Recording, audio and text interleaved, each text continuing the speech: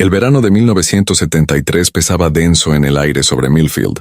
El pequeño pueblo descansaba en el valle de las estribaciones de los Apalaches, donde el tiempo parecía moverse más despacio que en las grandes ciudades. El 15 de julio amaneció brillante y claro, con el rocío aún aferrado a las hojas de hierba, mientras el sol comenzaba su ascenso hacia un cielo imposiblemente azul.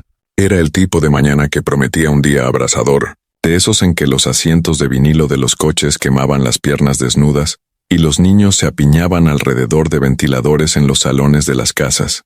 Elaine Crawford se levantó temprano esa mañana, como solía hacerlo la mayoría de los días. A sus 22 años encarnaba el espíritu de ambición que caracterizaba a muchas jóvenes en esta era de cambios. Con su largo cabello castaño rojizo recogido en una simple coleta y vestida con un ligero vestido de algodón, con estampado floral, se movía por su modesto apartamento tarareando junto a la canción Killing Me Softly de Roberta Flack, que sonaba en su radio de transistores.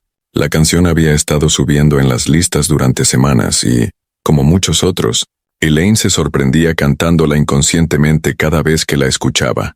Las paredes de su apartamento estaban adornadas con pósters de lugares que soñaba visitar algún día: París, Londres, San Francisco. En un pequeño escritorio en la esquina, reposaban sus libros de texto cuidadosamente ordenados junto a una máquina de escribir. Elaine estaba a solo un semestre de completar su licenciatura en educación en el colegio comunitario local. Siempre había querido ser maestra de primaria para moldear mentes jóvenes, del mismo modo en que su propia profesora de tercer grado, la señora Thompson, la había inspirado. Esa mañana, Elaine planeaba encontrarse con su amiga Susan en la cafetería donde ambas trabajaban a medio tiempo. Estaban programadas para el turno del almuerzo, pero habían decidido reunirse antes para tomar un café y hablar de su próximo viaje para ver un concierto en el pueblo vecino de Riverdale. Los Rolling Stones estaban de gira, y aunque las entradas habían sido difíciles de conseguir, el hermano mayor de Susan había logrado obtener dos. Sería lo más emocionante de su verano.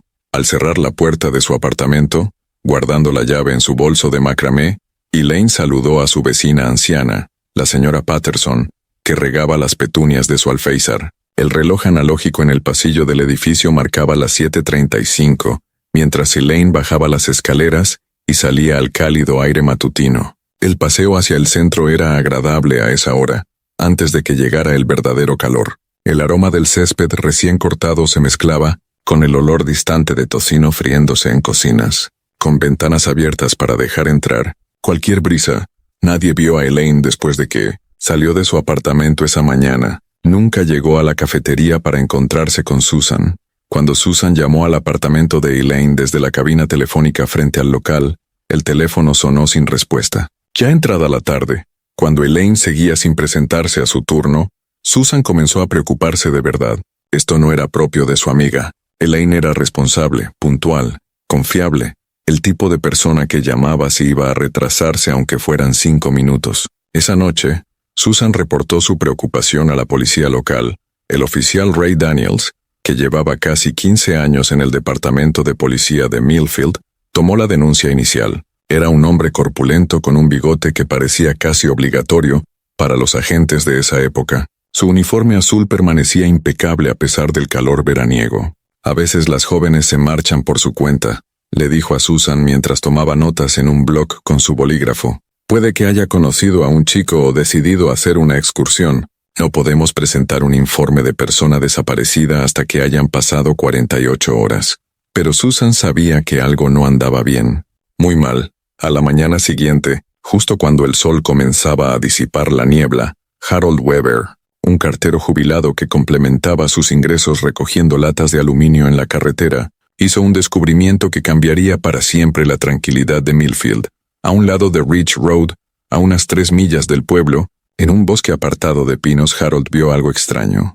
Al principio pensó que podía ser ropa tirada, pero al acercarse la sangre se le heló. Era Elaine Crawford, o lo que quedaba de ella. Yacía parcialmente oculta entre la maleza, su vestido floral rasgado y manchado de sangre seca. Su cabello castaño rojizo, enredado con agujas de pino, enmarcaba un rostro congelado para siempre en una expresión de terror. El bolso de macramé que llevaba había desaparecido, al igual que sus zapatos. Harold Weber corrió hasta la granja más cercana y pidió usar el teléfono. En menos de 30 minutos, Ridge Road estaba abarrotada de vehículos de emergencia. Los coches patrulla del departamento del sheriff con sus barras de luces en el techo, una ambulancia del Hospital General de Millfield y la camioneta fúnebre del forense del condado llegaron al lugar. La policía estableció rápidamente un perímetro con cinta amarilla de la escena del crimen, y los agentes comenzaron el proceso meticuloso de recolección de pruebas. El sheriff Frank Morgan, un veterano de la aplicación de la ley desde la Guerra de Corea, se hizo cargo de la escena. A sus 57 años, había presenciado muchas tragedias, pero el asesinato de una joven como Elaine Crawford lo golpeó con especial dureza. Millfield no había tenido un homicidio en más de una década. Documenten todo, ordenó a sus ayudantes. Cada huella, cada rama rota, cada colilla. Ensáquenlo todo. Las limitaciones de la tecnología forense de los años 70 se hicieron evidentes de inmediato. Los agentes usaban cámaras Kodak para fotografiar la escena del crimen, con destellos de bombillas de flash en cada exposición. Se aplicó polvo para huellas en las superficies cercanas al cuerpo, mientras que yeso de París se mezclaba en cubetas para capturar impresiones de neumáticos y huellas encontradas en los alrededores. Las pruebas se colocaban en bolsas de papel y se etiquetaban a mano. El médico forense, el Dr. Lawrence Peterson, realizó su examen preliminar en la escena. Su primera valoración fue que Elaine había sido estrangulada, probablemente el día anterior. Había heridas defensivas en sus manos y antebrazos, lo que indicaba que había luchado contra su atacante. La autopsia completa tendría que esperar hasta que el cuerpo pudiera ser trasladado a la morgue del condado. La noticia del asesinato de Elaine Crawford se propagó por Millfield como reguero de pólvora. En una época sin teléfonos móviles ni redes sociales, la información viajaba por las líneas telefónicas compartidas, a través de cercas traseras y en conversaciones en voz baja en la fila del supermercado. Al caer la noche, la mayoría de los 7,000 habitantes del pueblo sabía que un asesino caminaba entre ellos. Las madres llamaban a sus hijos temprano desde los juegos, y las puertas que solían quedar sin llave ahora se cerraban con cerrojo. La atmósfera despreocupada del verano en el pequeño pueblo había desaparecido de la noche a la mañana. La investigación comenzó en serio con entrevistas a los más cercanos a Elaine. Susan fue interrogada extensamente sobre sus planes de ese día, sobre si Elaine había mencionado encontrarse con alguien más, o sobre llamadas extrañas, o encuentros, en los días previos a su desaparición. El casero de Elaine, sus compañeros de clases en el colegio comunitario, sus compañeras de trabajo en la cafetería, todos fueron entrevistados por el sheriff Morgan y sus ayudantes. Varios posibles sospechosos surgieron en esos primeros días cruciales. Estaba Thomas Brennan, un cliente habitual de la cafetería donde Elaine trabajaba, conocido por haberle pedido salir repetidamente a pesar de sus educadas negativas. También David Watkins, uno de sus profesores en el colegio comunitario, que había sido visto discutiendo con Elaine la semana anterior a su muerte, y Michael Fletcher, un exnovio de los días de secundaria que había regresado recientemente a Millfield tras servir en el ejército, y que al parecer había intentado reconectarse con ella. Todos fueron interrogados y sus coartadas revisadas una y otra vez. Thomas Brennan afirmó haber estado en su trabajo en el aserradero todo el día, lo cual fue confirmado por su capataz. David Watkins dijo que había estado preparando apuntes de clase en casa, aunque su esposa estaba fuera de la ciudad, lo que lo dejaba sin una coartada sólida. Michael Fletcher declaró haber estado pescando en el lago Crescent, a 20 millas del pueblo, pero solo durante todo el día. La investigación enfrentó más obstáculos. Sin pruebas de ADN modernas, la evidencia física recolectada en la escena ofrecía información limitada. Las huellas encontradas en una botella de refresco descartada, cerca del cuerpo de Elaine, no coincidían con ninguna de los archivos locales o estatales. Las marcas de neumáticos, aunque conservadas en moldes de yeso, resultaron ser de una marca común vendida en toda la región. Las fibras recogidas de la ropa de Elaine y de debajo de sus uñas solo pudieron clasificarse en términos generales. Algodón azul, posiblemente de una camisa de trabajo de hombre, pero imposible de vincular a una prenda específica sin tecnología más avanzada. El sheriff Morgan pidió asistencia al laboratorio criminal de la policía estatal, pero incluso sus técnicas más avanzadas de la época ofrecieron ayuda limitada. El tipado de sangre era posible, y se determinó que parte de la sangre hallada bajo las uñas de Elaine era del tipo O, diferente a su propio tipo A, lo que sugería que había arañado a su atacante. Pero en un pueblo donde aproximadamente el 40% de la población tenía sangre tipo O, esto apenas redujo el grupo de sospechosos. La ausencia del bolso de Elaine sugería que el robo podría haber sido un motivo, pero la mayoría en el departamento creía que el crimen era personal. El nivel de violencia, el lugar apartado donde apareció el cuerpo, las pruebas de una lucha, todo apuntaba a alguien que conocía a Elaine, alguien con un resentimiento u obsesión. A medida que los días se convirtieron en semanas, la investigación comenzó a perder impulso. Se siguieron pistas que finalmente fueron descartadas. Se verificaron coartadas. Testigos potenciales se presentaron con información que resultó ser irrelevante. El archivo que contenía los materiales del caso se hacía cada vez más grueso, pero las respuestas seguían siendo esquivas.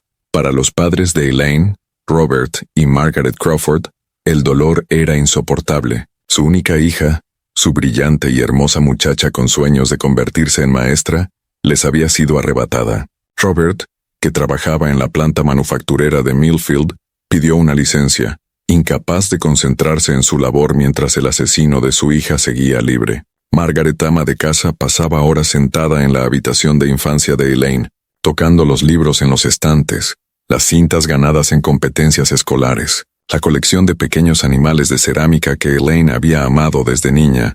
La comunidad se volcó en apoyo a los Crawford. Cazuelas y pasteles aparecían a diario en su puerta. La iglesia organizó una vigilia de oración a la que asistieron cientos. Se estableció una beca conmemorativa en nombre de Elaine en el colegio comunitario, pero nada podía llenar el vacío dejado por su ausencia. Para el otoño de 1973, sin avances significativos, el caso comenzó a enfriarse.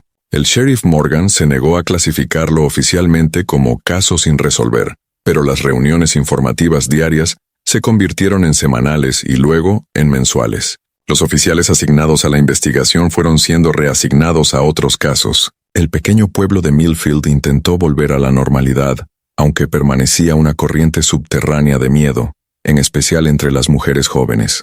Y así comenzaron las largas y silenciosas décadas de espera, mientras las hojas caían de los árboles aquel otoño, cubriendo el lugar donde se había encontrado el cuerpo de Elaine. Su expediente fue guardado en un archivador metálico en el departamento del sheriff, donde acumularía polvo durante años.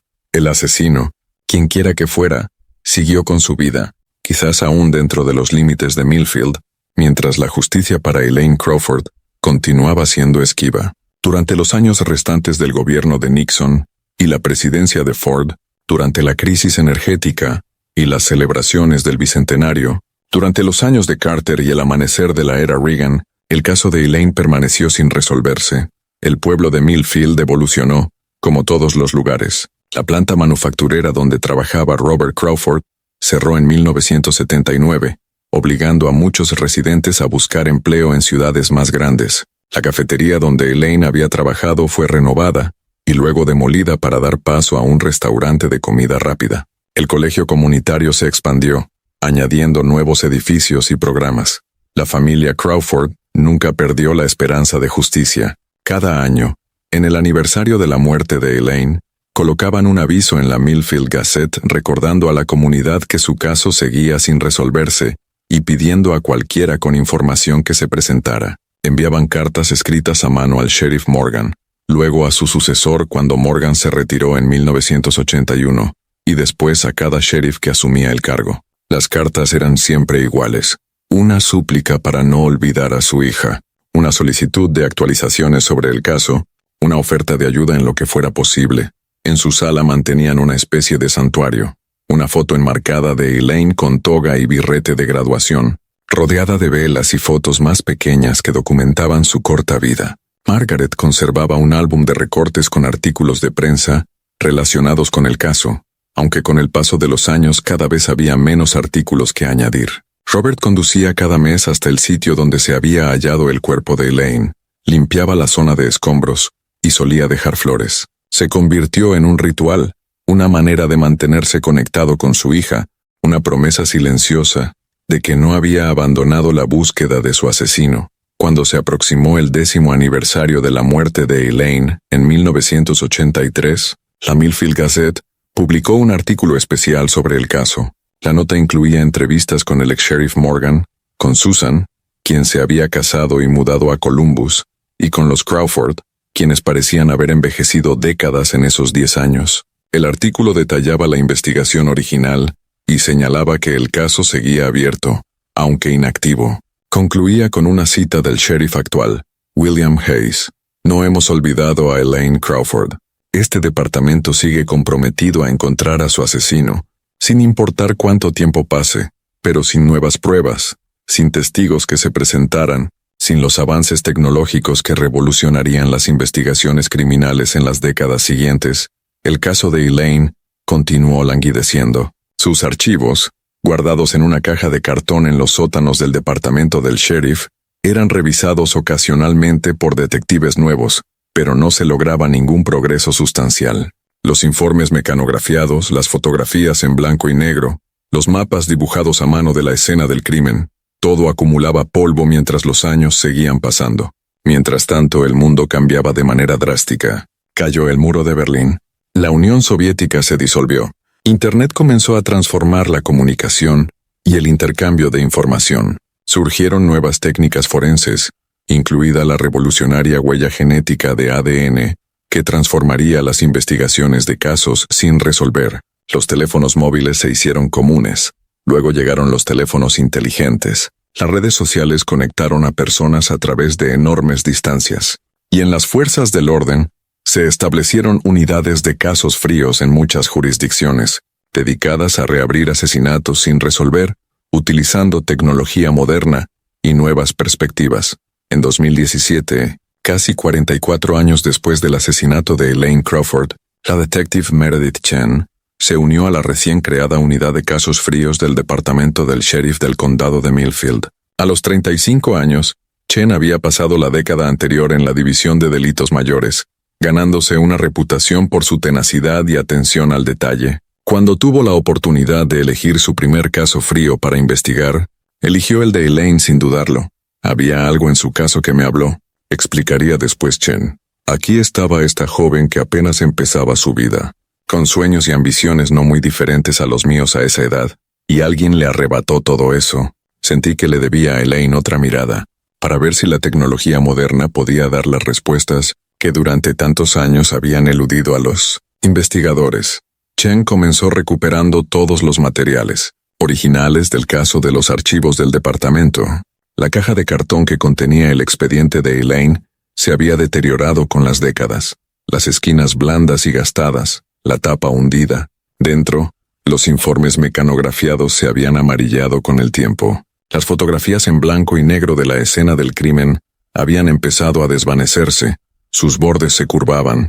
Las pruebas físicas, guardadas en bolsas y sobres de papel, se habían conservado cuidadosamente, pero nunca se habían sometido a un análisis forense moderno.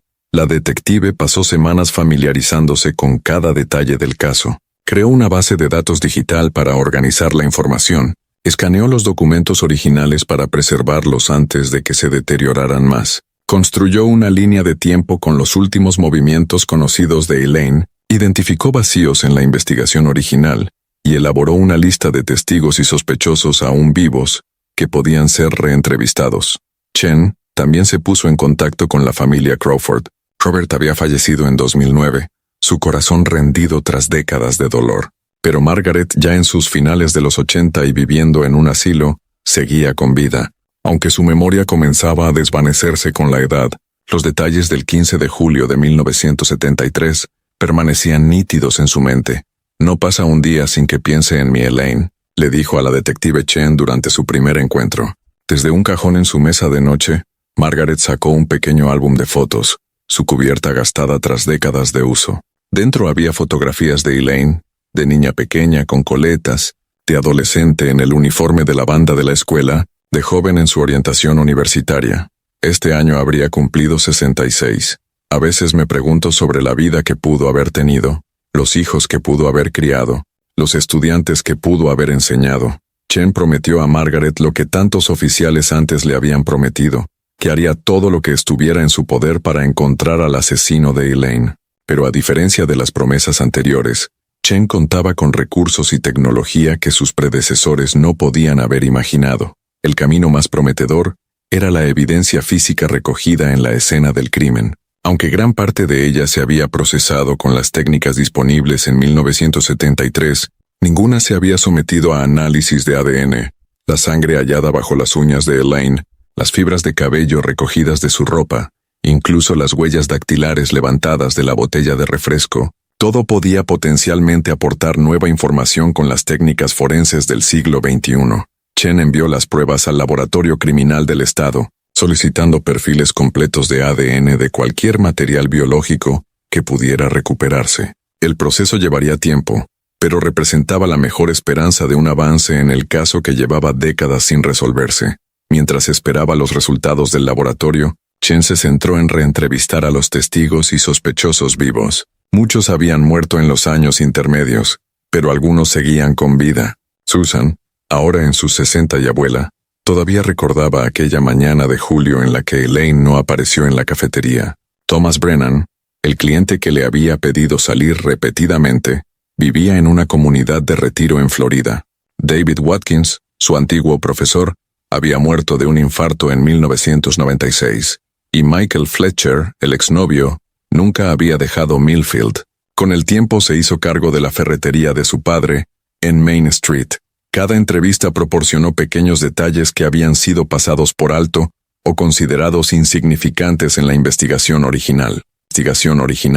Susan recordó que, en la semana previa a su muerte, Elaine había mencionado sentir que alguien vigilaba su apartamento. Thomas Brennan, hablando por teléfono desde Florida, recordó haber visto a Elaine conversando con un hombre en una camioneta azul varias veces, frente a la cafetería, en las semanas previas a su asesinato, aunque no conocía la identidad del hombre. Y Michael Fletcher, cuando fue interrogado nuevamente sobre su coartada, admitió que no había estado pescando solo aquel día, como había afirmado en un inicio. En realidad, estaba con una mujer casada con la que mantenía una aventura, pero no pudo revelar esa información en ese momento sin destruir su matrimonio.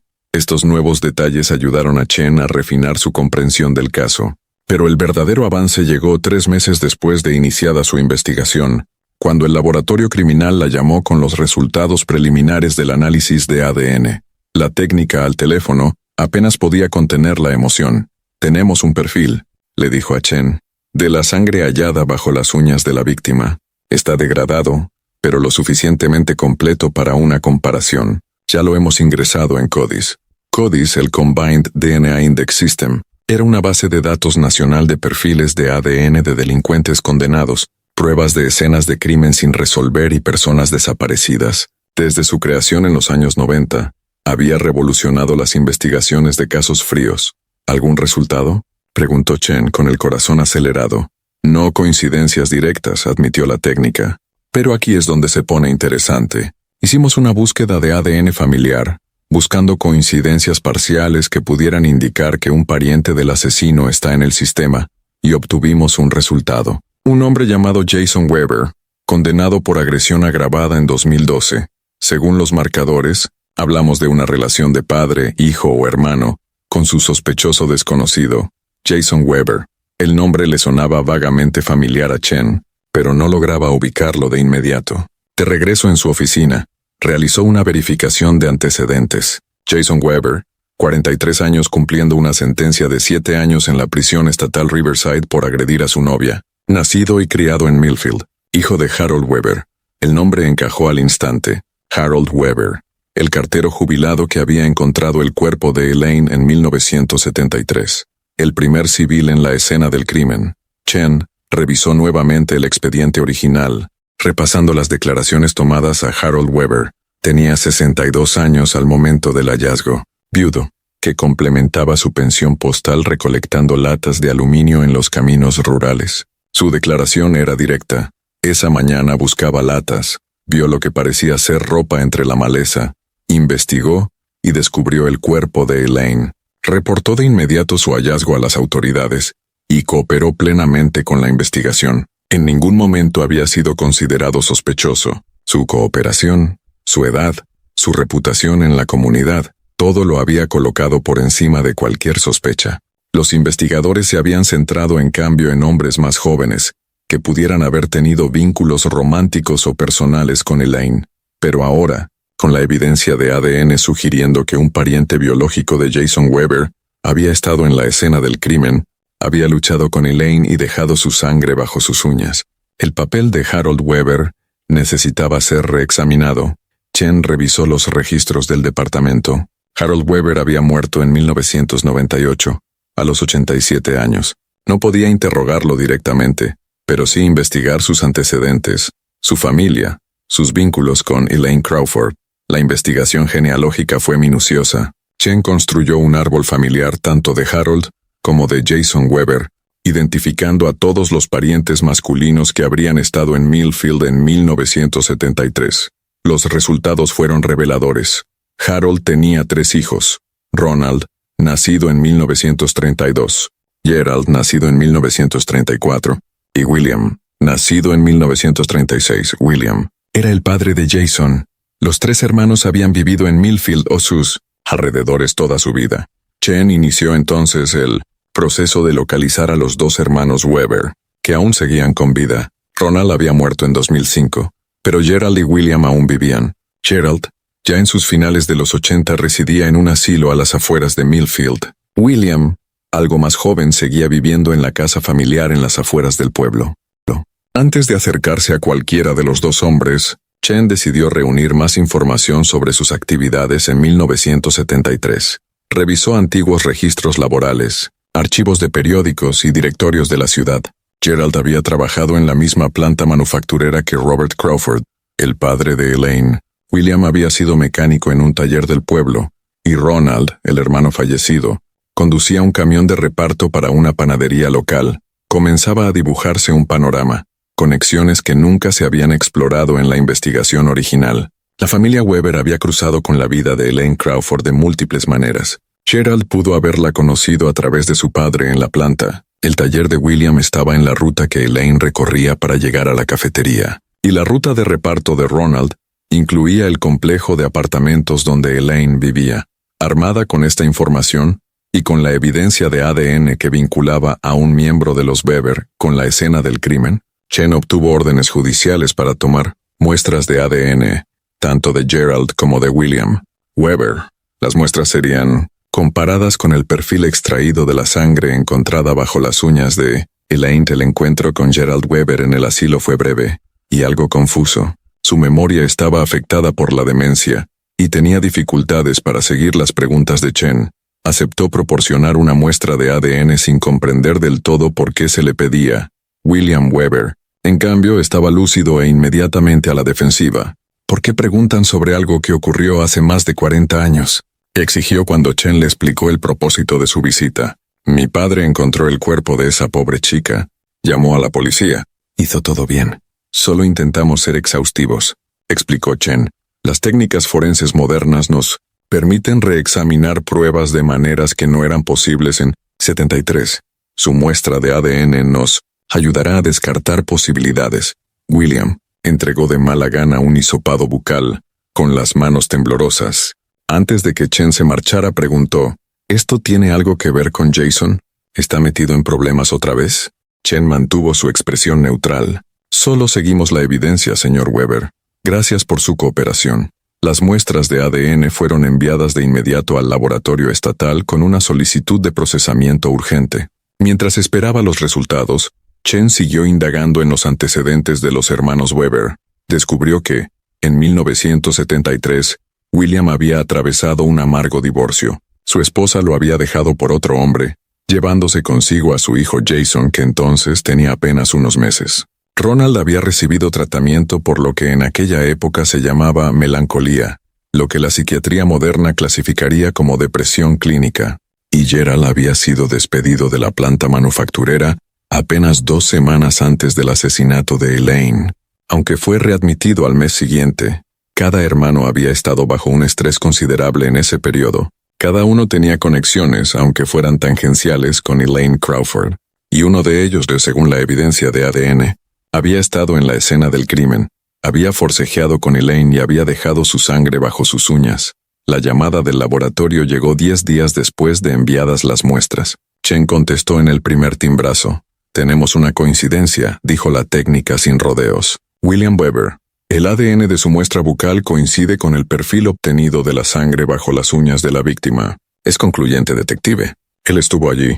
Chen sintió una oleada de adrenalina. Después de 44 años, finalmente tenían evidencia científica que vinculaba directamente a alguien con el asesinato de Elaine Crawford. Pero el ADN por sí solo no sería suficiente para una condena. Necesitaba comprender la conexión entre William Weber y Elaine.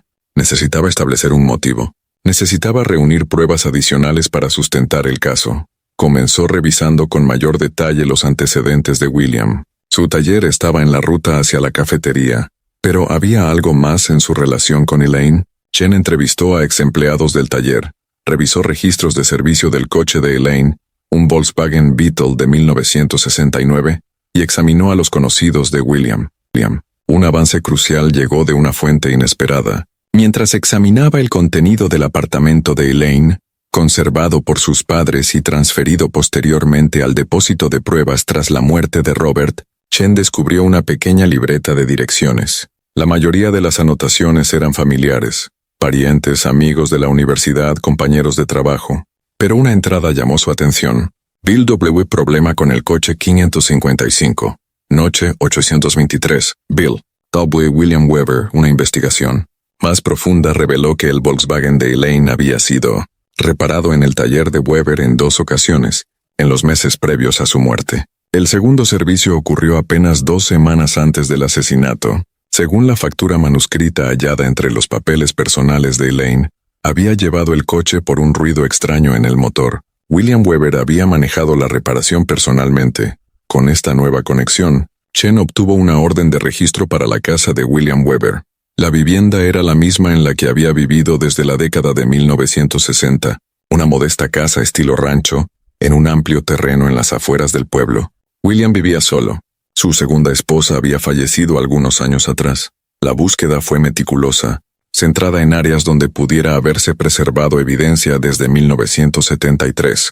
El ático, el sótano, baúles o gabinetes cerrados, espacios ocultos. En el sótano, detrás de un panel falso instalado décadas antes, los agentes descubrieron una caja metálica con cerradura. Dentro había un bolso de macramé, descolorido por el tiempo pero aún reconocible por la descripción del informe policial original. Era el bolso desaparecido de Elaine Crawford. También había un par de zapatos de mujer, una pulsera de plata identificada como perteneciente a Elaine, y lo más incriminador de todo, una pequeña libreta espiral. En ella había anotaciones manuscritas que, al compararlas con muestras conocidas, resultaron ser de William Weber. Las entradas detallaban observaciones sobre Elaine, a qué hora salía de su apartamento, qué ropa llevaba, con quién hablaba. La última anotación, fechada el 14 de julio de 1973, decía simplemente, mañana, Bridge Road temprano. Con la evidencia de ADN que vinculaba a William con la escena del crimen, el hallazgo de las pertenencias de Elaine en su casa, y la libreta que revelaba un comportamiento de acoso, Chen tenía pruebas suficientes para realizar un arresto. William Weber, ahora de 81 años, fue detenido bajo cargos de homicidio en primer grado. El arresto de William Weber sacudió a Millfield. Muchos residentes recordaban el asesinato de Crawford, recordaban el miedo que se apoderó del pueblo aquel verano, recordaban a Harold Weber encontrando el cuerpo, la revelación de que el hijo de Harold ahora era acusado del crimen, de que el asesino había estado entre ellos todo ese tiempo, era casi imposible de asimilar. Para Margaret Crawford, la noticia trajo una mezcla compleja de emociones. Alivio porque finalmente se había identificado al asesino de su hija, ira porque había vivido en libertad durante más de 4 décadas, mientras su familia sufría, y una tristeza profunda porque Robert no había vivido para ver ese día. Él nunca perdió la esperanza, le dijo a Chen, cuando la detective fue a darle la noticia del arresto de William. Cada noche antes de dormir, miraba la foto de Elaine y le prometía que algún día descubrirían quién le hizo esto. Ojalá hubiera sabido que su promesa finalmente se cumplió. A medida que el caso contra William Weber avanzaba hacia el juicio, surgieron más detalles sobre su conexión con Elaine. Antiguos empleados de su taller, revelaron que se había obsesionado con ella después de la primera visita para reparar su coche. Comentaba sobre su apariencia, buscaba excusas para contactarla con supuestas revisiones posteriores y hasta lo habían visto conduciendo lentamente frente al complejo de apartamentos donde vivía Elaine. Su exesposa, entrevistada por teléfono desde su casa en Arizona, describió a William como controlador y propenso a ataques de ira explosiva durante su matrimonio. Lo había dejado, explicó, porque temía por su seguridad y la de su hijo pequeño, Jason. Siempre supe que era capaz de violencia, dijo. Lo que nunca imaginé era que ya había actuado sobre esos impulsos. El juicio de William Weber comenzó en abril de 2018. Debido a su edad y estado de salud, las audiencias se llevaron a cabo con ciertas adaptaciones, pero la fiscalía, dirigida por la fiscal de distrito Laura Mitchell, fue implacable al presentar las pruebas en su contra. La coincidencia de ADN, los objetos encontrados en su casa, la libreta que detallaba su acecho a Elaine, todo pintaba el cuadro de una obsesión peligrosa que había culminado en asesinato. William Weber mantuvo su inocencia durante todo el juicio, alegando que había sido su padre el verdadero asesino y que había escondido las pruebas en su casa sin que él lo supiera. Pero las pruebas de ADN contradecían directamente esa afirmación, y múltiples peritos identificaron de manera concluyente la caligrafía de la libreta como la suya. El testimonio más poderoso vino de Susan, la amiga de Elaine que la había esperado en la cafetería aquel día de 1973. Ahora abuela en sus 60, Susan describió los sueños de Elaine, su bondad, su entusiasmo por convertirse en maestra. Relató sus planes para ese día, las entradas para el concierto que esperaban usar, y habló de la lenta y dolorosa certeza de que algo terrible le había sucedido a su amiga. Durante 44 años me he preguntado quién nos arrebató a Elaine, dijo Susan al tribunal, su voz firme a pesar de las lágrimas en sus mejillas. Durante 44 años he mirado rostros en multitudes, y me he preguntado si uno de ellos pertenecía a su asesino. Y ahora lo sé, ahora todos lo sabemos. El juicio duró 3 semanas. El jurado deliberó apenas 6 horas antes de emitir su veredicto, culpable de asesinato en primer grado. William Weber, con el rostro inexpresivo, no mostró reacción alguna cuando se leyó la sentencia. El juez Thomas Harrington lo condenó a cadena perpetua sin posibilidad de libertad condicional, señalando que la naturaleza atroz del crimen y las décadas de engaño ameritaban la pena máxima permitida por la ley.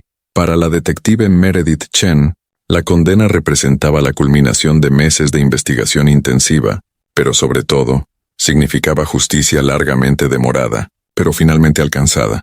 En su oficina, empaquetó cuidadosamente los materiales relacionados con el caso Crawford, los informes originales ya digitalizados, las fotografías de la escena del crimen conservadas en fundas de calidad archivística y las pruebas que, tras más de 4 décadas, habían revelado la verdad.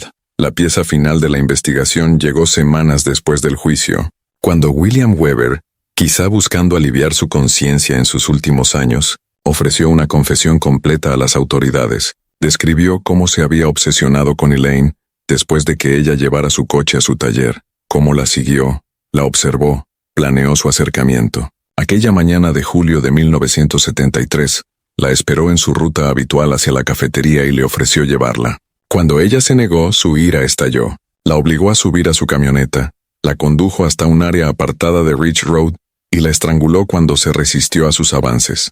El aspecto más escalofriante de su confesión fue la revelación del papel de su padre. Harold Weber había encontrado el cuerpo de Elaine mientras recogía latas, tal como le contó a la policía, pero había reconocido señales de que su hijo podía estar involucrado. El lugar estaba cerca de una propiedad familiar, y había visto la camioneta de William en la zona el día anterior. En lugar de incriminar a su hijo, Harold reportó el hallazgo pero guardó sus sospechas, convirtiéndose en cómplice involuntario de décadas de silencio. En mayo de 2018, se celebró un servicio conmemorativo para Elaine Crawford en el Colegio Comunitario de Millfield, donde años antes se había establecido una beca permanente en su nombre. Asistieron cientos, incluidos muchos que ni siquiera habían nacido cuando Elaine fue asesinada. Susan habló de los sueños de su amiga de convertirse en maestra. Margaret Crawford, ahora en silla de ruedas pero decidida a asistir, agradeció a la comunidad por no olvidar nunca a su hija.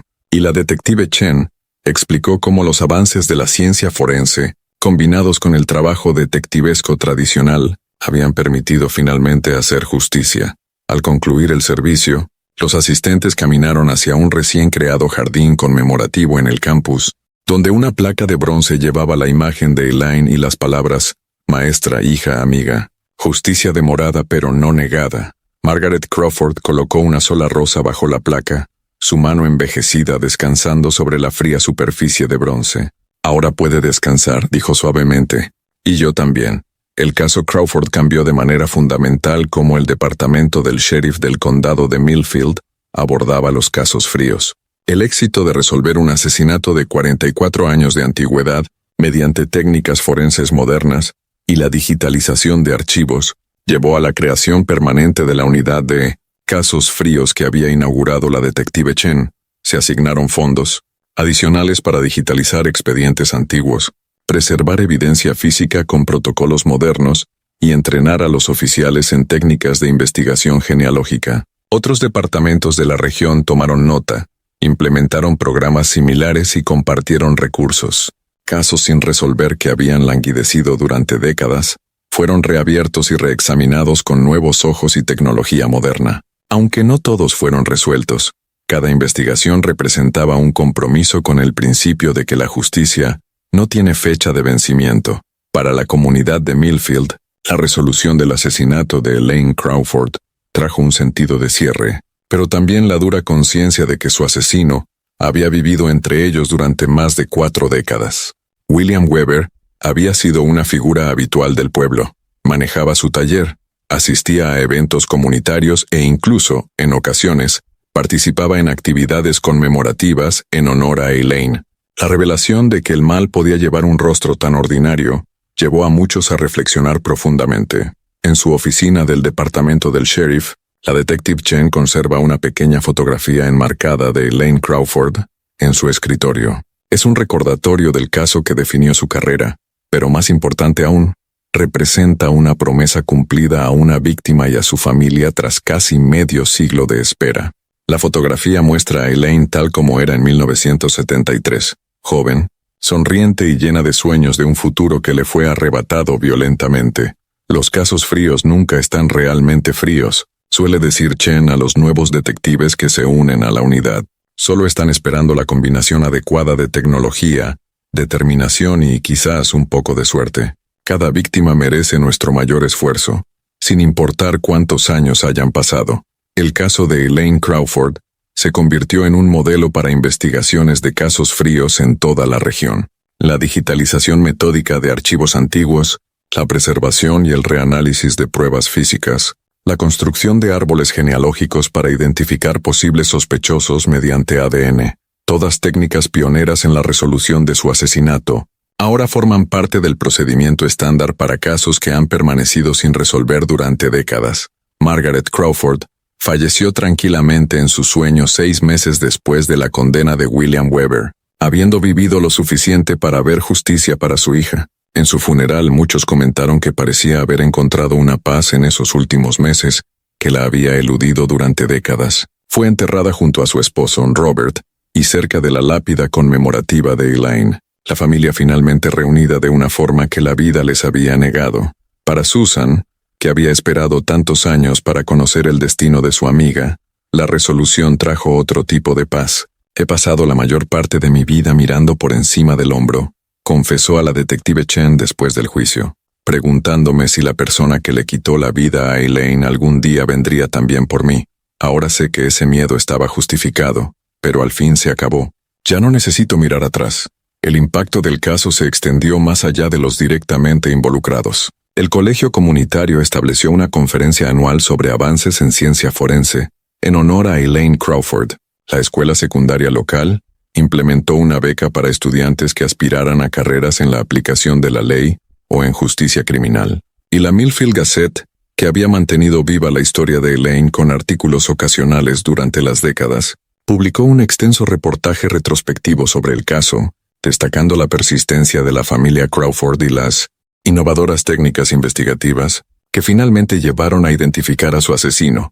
Quizás lo más significativo fue que la resolución del asesinato de Elaine inspiró a otras familias de víctimas de casos fríos a renovar sus llamados a la investigación. Archivos que habían acumulado polvo durante años fueron sacados para revisión. Pruebas almacenadas en sótanos y almacenes fueron catalogadas y enviadas para pruebas modernas. Algunos casos arrojaron nuevas pistas. Otros permanecieron obstinadamente sin resolver, pero cada uno representaba un renovado compromiso con la idea de que el paso del tiempo no disminuye la importancia de la justicia.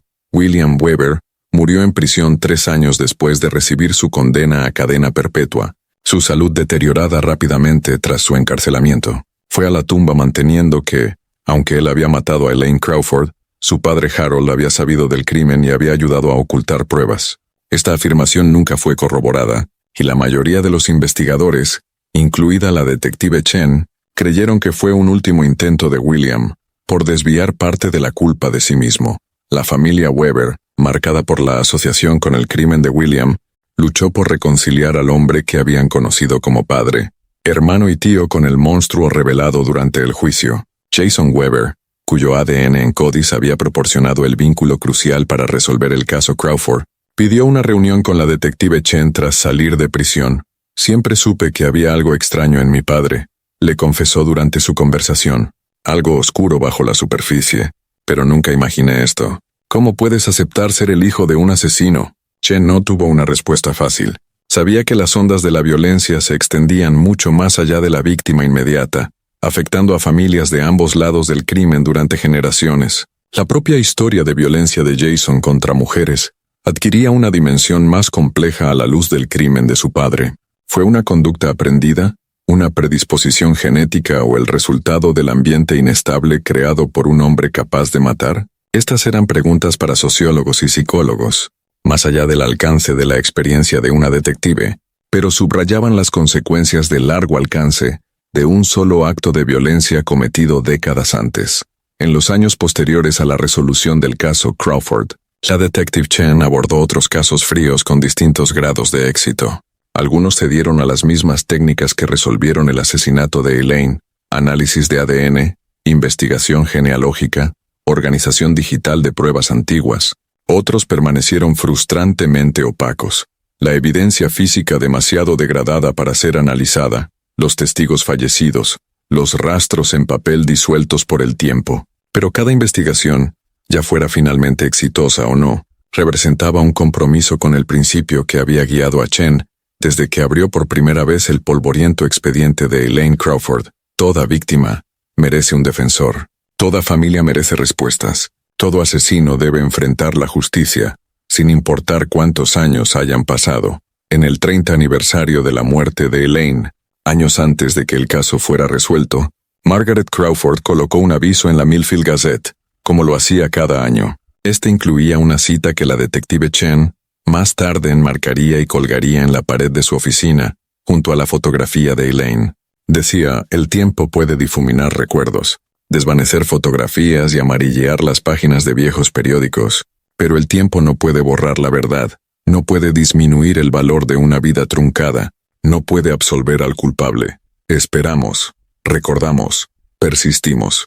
Era un epitafio apropiado, no solo para Elaine Crawford, sino para todas las víctimas de crímenes sin resolver, y servía como advertencia para quienes pudieran creer que habían escapado de la justicia, solo porque los años o décadas habían pasado. Con cada avance en la ciencia forense, con cada unidad de casos fríos establecida, con cada detective como Meredith Chen, que se negaba a dejar que los expedientes acumularan polvo, esa advertencia se hacía más poderosa. La verdad, como descubrió William Weber tras 44 años de libertad, puede esperar pacientemente en la sangre bajo las uñas de una víctima, en las fibras atrapadas en una prenda rota, en el ADN preservado en las muestras más microscópicas. Puede esperar a través de cambios tecnológicos, de la muerte de testigos, del retiro de investigadores.